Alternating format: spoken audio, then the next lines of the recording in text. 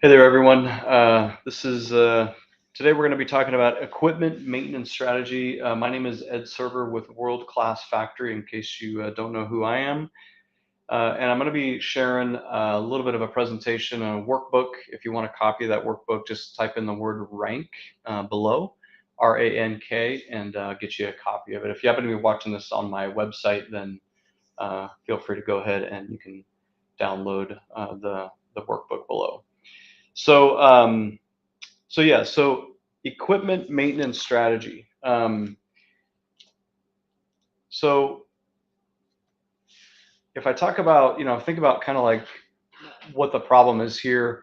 If you think about all the assets in your operation, excuse me, and we want to do preventative maintenance work, right?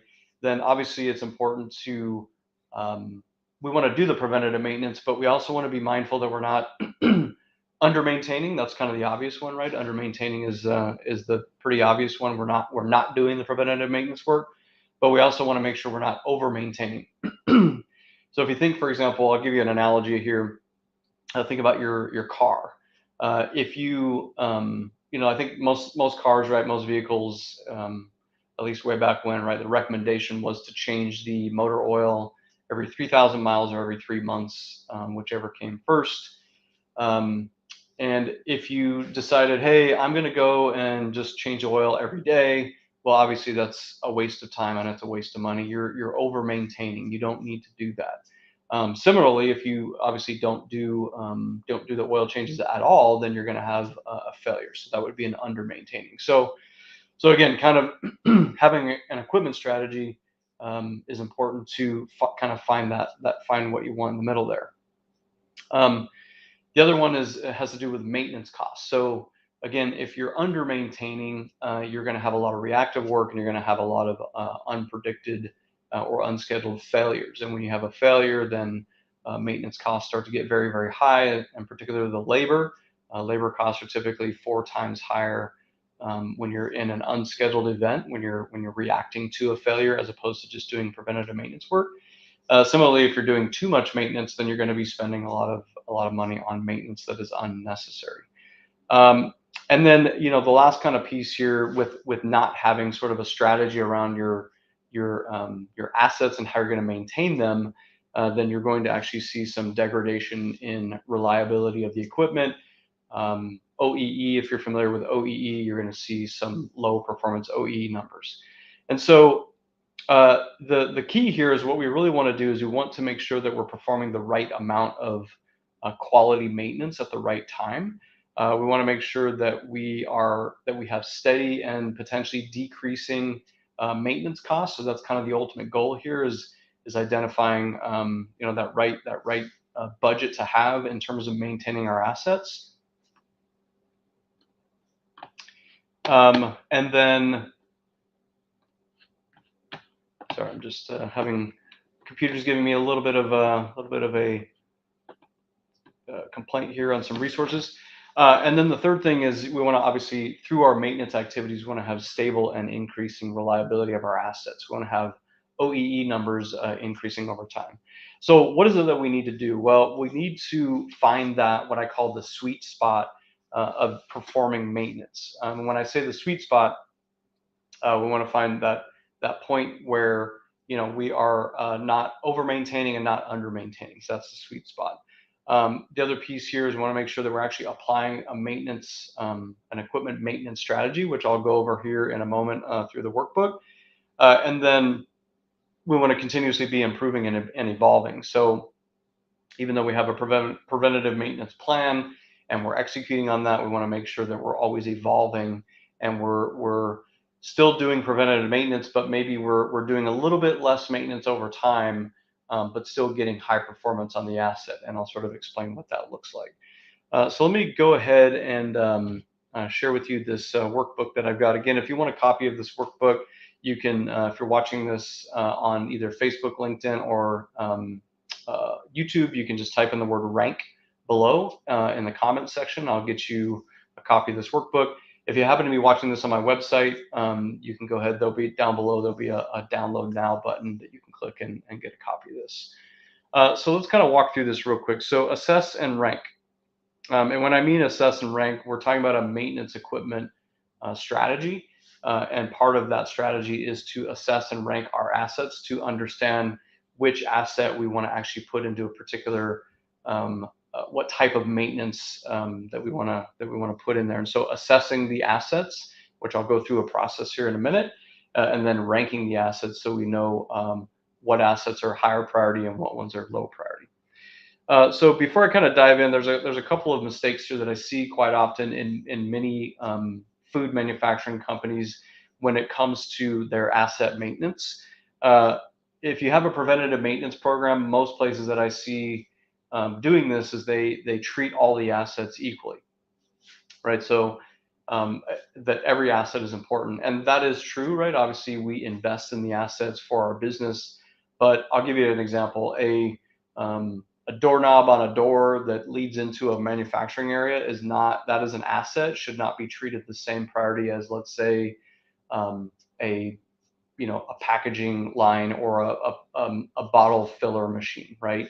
Those two assets have different levels of priority, and so we should be doing our preventative maintenance at different levels. We should be treating those assets differently.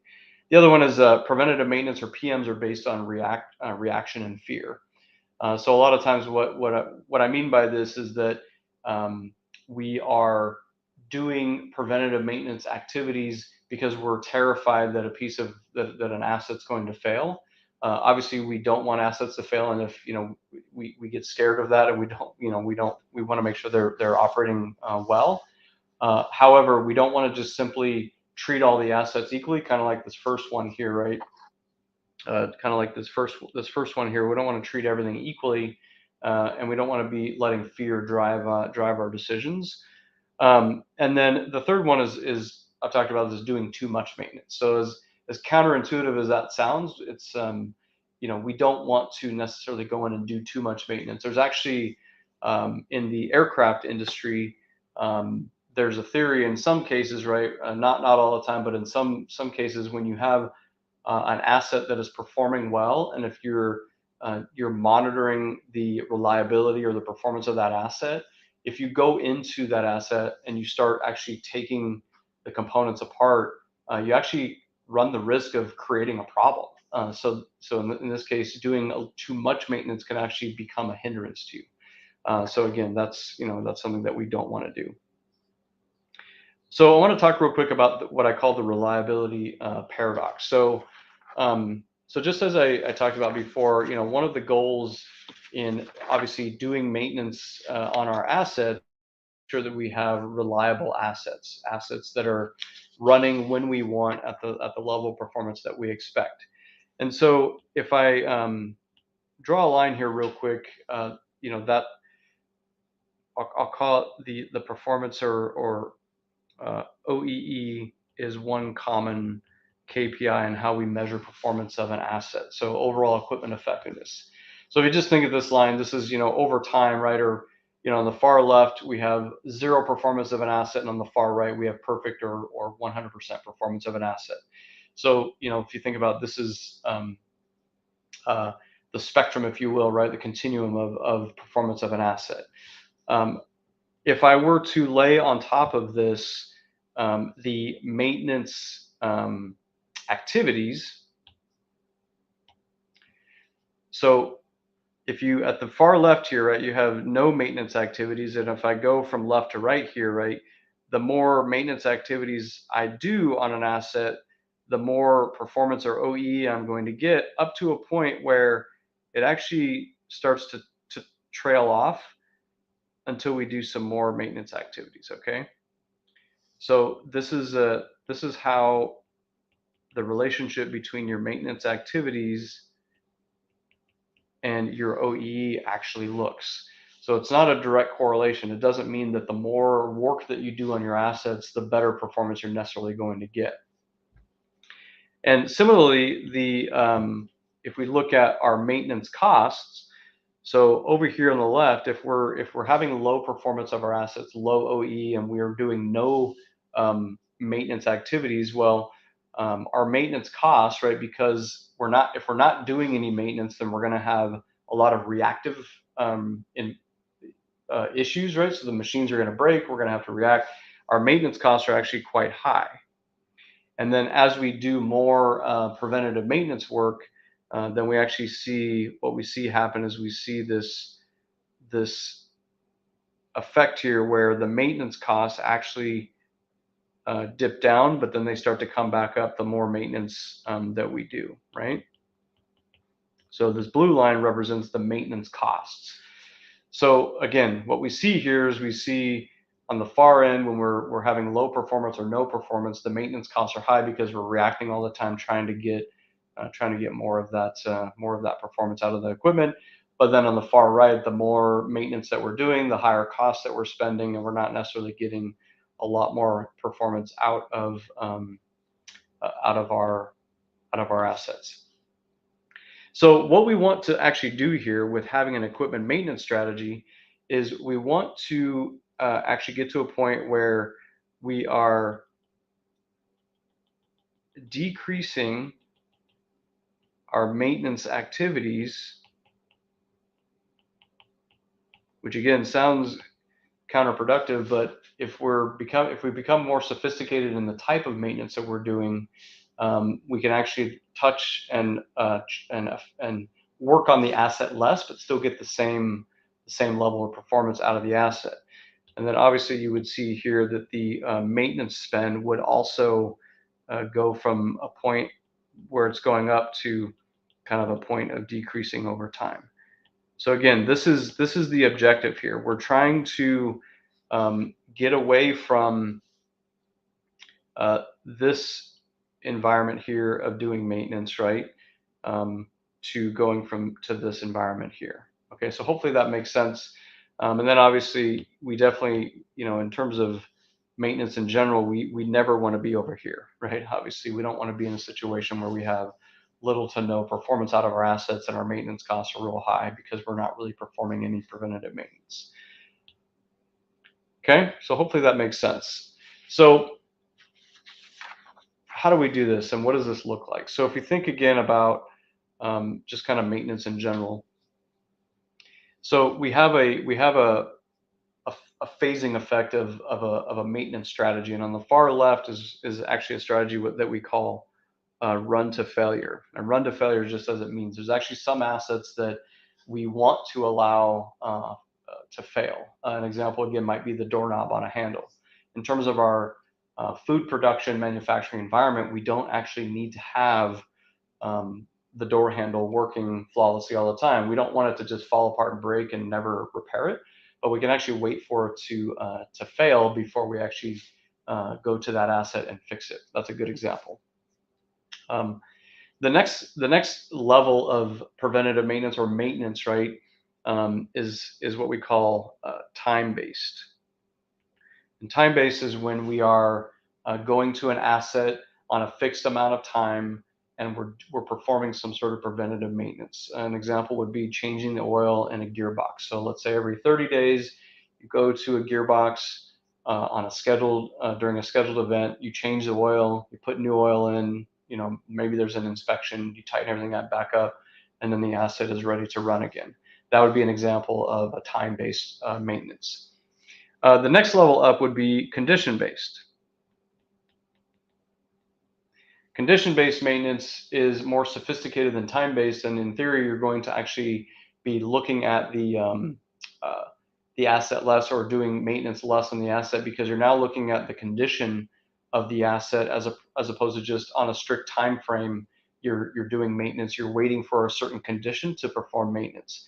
So if I take the gearbox example, the condition of the oil, we really want to change the oil when the condition of the oil is at a point where it's not performing its job anymore, right? Things like the viscosity of the oil, maybe the cleanliness of the oil. Remember, like oil as an example specifically, the oil's job is to disperse heat. It's to keep the mechanical moving parts at a cool temperature and to reduce friction so that the mechanical moving parts are lasting longer. So again, time-based would be every 30 days we're going to just change the oil regardless of the condition of the oil.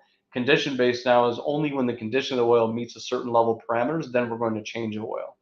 Um, so again, we don't have to we don't have to take the asset out of service to just change the oil every 30 days. We're only going to do it maybe it might be 45 days or 60 days or 90 days, who knows, right? But we're going to look at the condition of the oil so we can actually run that asset longer and feel confident and comfortable that the asset's going to run without failure because the condition of the oil is still good. The next level is what we call predictive. And predictive is oftentimes based on we're based on data and analysis. We're actually predicting when that asset might fail or when we need to do some preventative maintenance work on that asset. So if I take again the gearbox and the oil situation, we might be able to predict based on vibration of the mechanical moving parts in there, maybe the temperature. That we're checking temperature of the outside of the gearbox right on a regular basis. That might tell us when a failure is about to occur. That would then tell us, okay, we need to get in here based on historical data. If the vibration of the mechanical moving parts is a certain frequency, then we know that failure is imminent. Failure could be maybe 7 days out based on historical data. So we're going to schedule an event to go in and actually replace the oil and correct the issue. So again, hopefully you can kind of see here that we're trying to, if you take a look at the asset, right, in the gearbox example, we're trying to move our maintenance activities out further so we don't take the asset out of service without the asset failing unexpectedly, right? So when we do this, we get more performance out of the asset, and we're doing less maintenance. We're not putting so much labor and so much material and part spend on that asset, which lowers our maintenance costs over time. So hopefully that's making sense to you. The final level here is what we call design of experiments, and design of experiments basically means that we're going to design out the maintenance activity. So if we take the gearbox example, so you take a traditional gearbox that has gears inside with oil that is, there's a motor on one side that's driving at a certain speed, certain RPM. The gearbox is changing that speed. So on the output side of that shaft, there's a different speed, whether it's faster or lower, right? Well, there may be some sort of new design gearbox where there's no oil, there's no moving parts. Maybe there's a servo motor that we replace the whole motor and gearbox assembly with that we can achieve the same result. And now we don't have to do any maintenance on that gearbox. That's an example of a design of experiment. So hopefully that makes sense to you. So now, if we talk now about, this is sort of the levels of sophistication, right? Everything from run to failure, which is do no maintenance until the asset fails, all the way up to designing out that particular asset so we don't have to do any maintenance. So now the next step is to really look at, okay, we have all these assets in our factory. How do we know which assets need which particular level of maintenance, right? Do we want it to be run to failure, time, condition, predictive, or design of experiment? And this is where we're going to be ranking the assets. So we're going to have A ranked assets, B ranked assets, and C ranked assets. A ranked assets, after you rank all the assets in your factory, and I'll go through this process in a moment, you want to make sure that all of those assets in your factory are no less than in a time-based maintenance, preventative maintenance program, and potentially all the way up to design of experiments. Okay, so think of, again, once I'll explain how to delineate all the assets in your factory from A, B to C, but you want to make sure that none of them are in run to failure, and they're all going to be at the minimum time-based all the way up to DOE. In the B ranked assets, again, you want to make sure that none of them are in the run to failure. They're at least in time based, and then maybe these should go up to condition based, and you don't want to take them any further up the ladder. Now, over time, what you can do is some of these assets can actually be moved into the predictive stage, and actually some of them you could do some things in the process to make sure that you're actually not worried about that asset anymore being that critical for that line or that process. You can actually do what's called deranking. Deranking is taking an asset and moving it from let's say A to B or B to C, so that you have to actually do less maintenance on it, right? And you're not as concerned with that asset causing catastrophic failure to your process. And then the last one here is C rank. So for C rank, you're typically going to be here in the run to failure and no more than time based. Okay, so hopefully that makes sense. So think of all the assets in your factory. Some of them you're actually going to be, A ranked assets, which will do a lot of preventative maintenance, right? You want those are your most critical assets in the operation. B ranked and then C ranked. And the reason this is important so that you can actually prioritize your maintenance activities so that you're not um, doing, spending time fixing the doorknob when you should be worried about, changing the oil in that gearbox. Hopefully that's making sense. So, and then again, we want to be always trying to D rank assets. Okay. So how do we do this? So let me kind of walk you through an example here. The way that we're going to be ranking and getting our assets into these different A, B, and C buckets is to go through a process here where we're basically looking at level of severity of failure or level of severity per category for each asset. And we would do this with all the assets and all the factory. And the way we would do this is we have a spreadsheet here. We say, okay, for each of the assets in our operation, we're going to go through this we're going to ask ourselves a question. We usually do it with a team, do it with the maintenance people, the quality people, production, food safety, all of the above. And we're going to ask a question. So if I take this example, the feed conveyor. So in the feed conveyor, in terms of safety, is if there's a failure on the feed conveyor, uh, is its impact on safety, right? Human safety, um, is the impact severe, moderate, or minimal? Okay, so let's just say, for example, that feed conveyor is going to be it's moderate safety risk if there's a failure on that feed conveyor. Similarly, right, for productivity, if the feed conveyor fails, is it severe, moderate, or minimal, right? And again, we would say here maybe it's severe because it's a feed conveyor to whatever we're talking about here. Quality. So what is the impact of quality if the feed conveyor fails? Well, in this example, maybe the feed conveyor doesn't have any impact on quality, so we'd call it minimal, right? And then finally, cost. So what is the cost to the business overall if that feed conveyor fails? Well, it could be, we'll just call it a 2 here. Maybe it's moderate, right? Then on the far right, we have this total number. This is the CRN, which is uh, it's a critical ranking number is what it is. And we're going to multiply these three numbers together. So 2 times 3 is 6, times 1 is still 6, times 2 is 12. Okay. So we're going to multiply all those numbers. So let's kind of go through each of these real quick. I'm going to just kind of fill these out just for hypothetical, just to go quickly here. This one would be 1, 1, 1, and I've got some notes here. So I'm just kind of doing this fast just to kind of cut to the chase here and give you hopefully an example of how to actually do the ranking.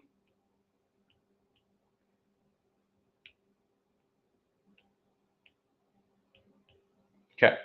So we've gone through this exercise hypothetically. We said, okay, so we've done all this work. We've gotten our maintenance teams together, our production teams, our quality teams, food safety, et cetera. We've all got together. We've come up with this list of assets. We've gone through this exercise and we've determined the severity of impact in these four categories: safety, productivity, cost, and quality and cost, and then done this calculation for the total CRN number. And you can see here, right, that we have kind of this high number. There's a couple of high numbers here, right? There's one high number of 36, right? That's kind of this number here. We got a couple of 12s. We got this 1 and this 4.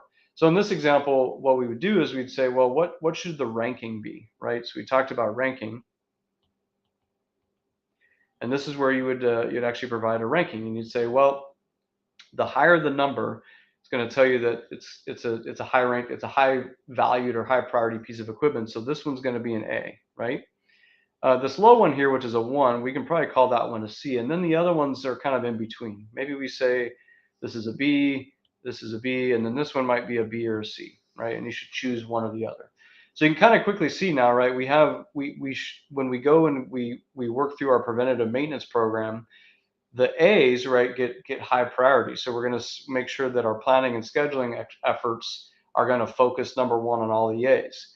So obviously here, we see that this bottle capper, right? We're going to make sure that we are doing at least time-based maintenance, maybe even condition-based maintenance, and we're going to make sure that we're focusing our efforts there. The stuff in the middle here, these B assets, right? Still important. We want to make sure that we're doing time-based maintenance, right, and maybe some condition-based maintenance. Perhaps we can let them run to fail, but probably do some time-based or condition-based. And then finally, right, these kind of lower ones here, the overhead lights in the building, we're just going to wait till they fail until we actually do any maintenance on them. Again, when they fail, just a little side note here, if a C rank piece of equipment like a light bulb fails, that doesn't necessarily mean it needs to be repaired as an emergency. It could be repaired, the next shift, the next day, maybe within 24 or 48 hours, right? So that's kind of just a little side note there. So hopefully this is making sense. Little bit of a rule of thumb here on when you're racking, or we call asset racking and stacking. So you go through all of your assets, you go through this asset ranking process here. You determine which ones are A's, B's, and C's, and then a little bit of a gut check here. This is kind of a rule of thumb: is you want to have about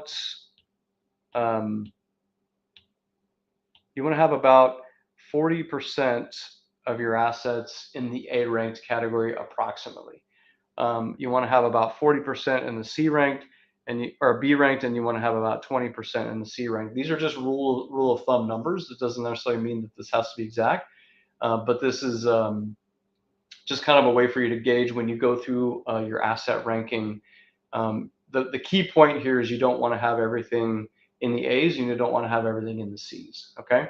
So that's kind of the key takeaway. So hopefully this is making sense. Hopefully this is helpful. Again, if you want a copy of this workbook, just type the number rank, RANK, in the comment section below. I'll be happy to send this over to you.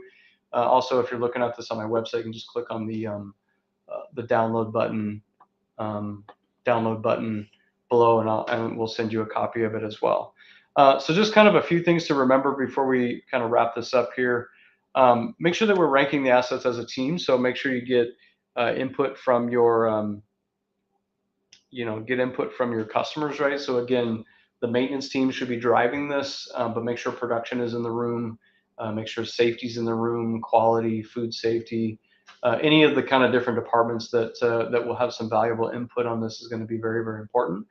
The other thing is don't make everything A's. We want to kind of stick to that like roughly 40% number, and then do this assessment process, this asset ranking process, and this racking and stacking process at least 1 to 2 times a year. You just want to make sure that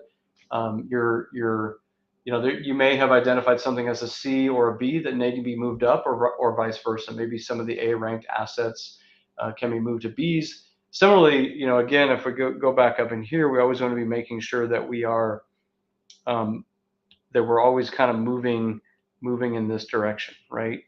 We want to be moving from left to right here. We want to make sure that we're getting high reliability, high operational performance out of the assets with less and less maintenance. That's that sweet spot that we're trying to find, right? So again, make sure that we're trying to do this, 1 to 2 times a year. So that's it. So hopefully this has been useful for you. Again, if you want a copy of this, you can just type in the word rank below. I'll send you a copy of this workbook. Or if you're watching this on my website, just click on the download link below. This is a really valuable process to go through, especially if you do have a preventative maintenance program and you're doing a lot of time-based maintenance, which is great. A way to kind of become more sophisticated and reduce those maintenance costs while not compromising asset performance is to go through a process like this and start getting into doing some more condition-based maintenance and more predictive-based maintenance, and maybe even do a design of experiment from time to time to actually just remove the asset, so you don't have to do maintenance on it ever again. So hopefully this has been helpful. If you're watching this, if you're watching this on YouTube, especially, please like this, subscribe to the channel. I like to drop some videos from time to time. Love to hear any comments, feedback. If you're using any type of equipment strategy in your operation, I'd love to see what you're doing, what you're working on. If you have any questions or any other topics you'd like me to talk about, please feel free to leave those in the chat as well or in the comments section. But yeah, until next time, hopefully this is helpful, and we'll see you in the next video. All right, see ya. Take care.